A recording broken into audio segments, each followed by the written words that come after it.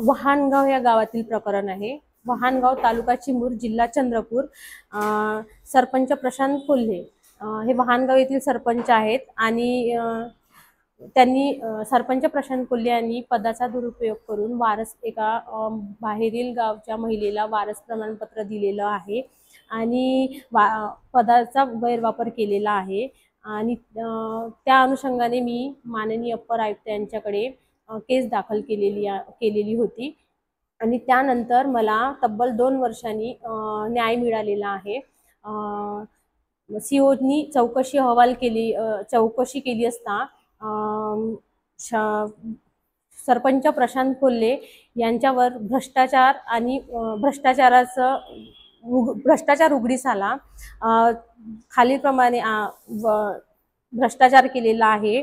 शाळा खोली बांधकामामध्ये त्यांनी भ्रष्टाचार केलेला आहे। स्वतंत्र बँक खाते न उघडणे यावर सुद्धा त्यांनी भ्रष्टाचार केलेला आहे। अंगणवाडी इमारत बांधकाम यामध्ये पण खूप मोठा सारा भ्रष्टाचार केलेला आहे।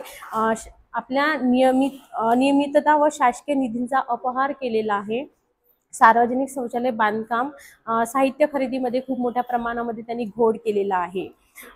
तर माझी मागणी आहे, सरपंच पदावर अपात्रतेची कारवाई त्याच्यावर झालेली आहे, परंतु ग्रामसेवकाची चौकशी अजूनही झालेली नाही।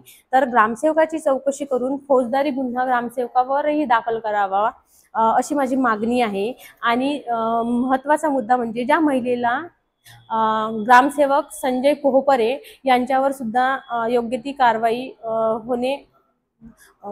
व्हायला पाहिजे, म्हणजे योग्य ती कारवाई करावी आणि ज्या महिलेला वारस प्रमाणपत्र दिलेलं आहे त्या महिलेवर त्यांनी खोटे वारस प्रमाणपत्र आपल्या कोर्टाला सादर केलेले आहे। त्या महिलेची पण चौकशी होऊन